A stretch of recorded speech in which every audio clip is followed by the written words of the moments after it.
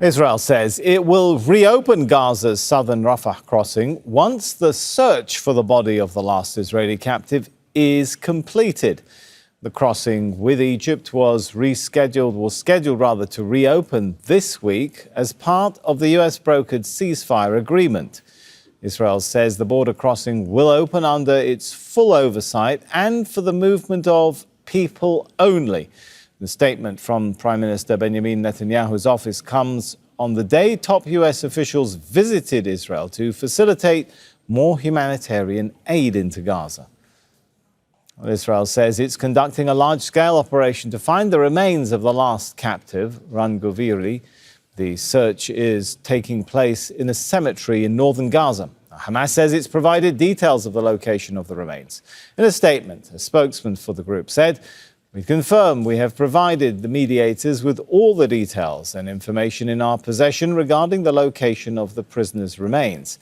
What confirms the truth of our statement is that the enemy is currently conducting search operations in a specific location based on the precise information provided by the Qassam Brigades to the mediators." Al Jazeera's correspondent Nour Odeh has covered this region extensively. He's joined us now here on set. Good to have you with us in the studio for a change, Nour. So first of all, how significant is it the Israelis are talking about reopening Rafah now once the search is over, not once the body is actually found? Well, it's a good thing to sell to the Americans as a concession, Sammy. So at the moment, the Israeli cabinet is going along with with the American pressure to open the crossing. We're still trying to find out the details of the mechanics of this opening, but we know that this is very significant for Palestinians. Rafah is the only gateway to the world for them. You're choosing your words very carefully, so there's a lot for me to pick up there on when you talked about the mechanism. Has this been coordinated with Egypt? Do we know to what extent Egypt is on board with this? Well, Egypt has been very clear about what it will not do, which is to entertain Israel's initial demand to have this crossing open as a one-way ticket out of Gaza. Egypt says it will not be implicated in the ethnic cleansing of Gaza. So now what we understand is that people will be allowed in. But that's still a problem here, right? Because the statement makes no mention of what the Trump-Gaza peace plan adopted in point 12. It was adopted by the UN Security Council Resolution 2803, which specifically mentioned the right of Palestinians not only to leave, but to return to Gaza. That is not here in this Israeli statement, right? No, it is not. And that is for a very important domestic reason, Sami. The Israeli Prime Minister is heading a very right-wing government. This government doesn't want to see a Palestinian administration in Gaza, wants and has publicly expressed the agenda of making sure that people are pushed out of Gaza. And so right now what we have is a battle of wills, if you will. The Trump administration needs to make it at least appear as though progress is happening on the ground. We didn't get that with the humanitarian aid flowing in, as Israel should have allowed it. Now the Rafah crossing is key because it will also involve the ability of tens of thousands of people who are stuck outside of Gaza to return, and thousands who need medical attention, medical evacuation to leave, subject to Israeli approval. Okay, so how much of a concession really is this by Israel? If the picture that is coming through from our discussion now, it's a one-way opening for people to go, and there's also no mention of allowing aid to come in to make life better for Palestinians. Is this really a concession?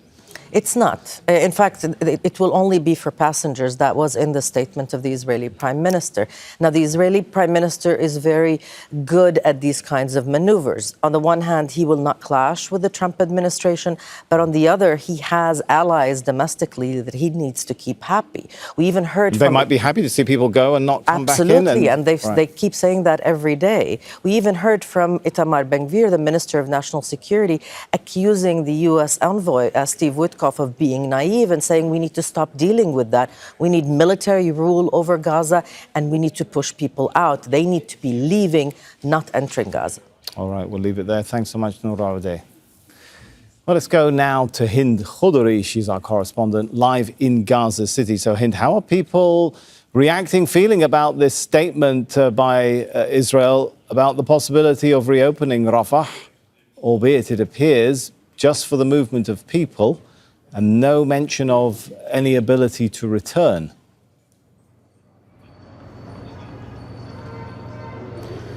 Well, people are indeed worried, Sami. We're talking about months, actually years, of the closure of this crossing. This is the only way Palestinians have been able to enter and leave the Gaza Strip, but there are also a lot of restrictions, obviously, because in the announcement of the Israeli Prime Minister, they mentioned it's going to be limited. Now, this word carries a lot of meanings. What does limited mean? Are Palestinians going to be thoroughly checked as they leave? Let me remind you that there are thousands of Palestinian patients, among them children, at least 11,000 only cancer patients that are willing to leave to receive their chemotherapy. What about the other Palestinians that have been injured from the Israeli airstrikes during the past 2.5 years? So we're also talking about thousands of Palestinians who want to receive their education, as Israel destroyed most of the universities here in Gaza. And also a lot of families want to reunite with their beloved ones that have been separated since the war started on the Gaza Strip. So there is a lot, but there is also no clear way of how this process is going to happen.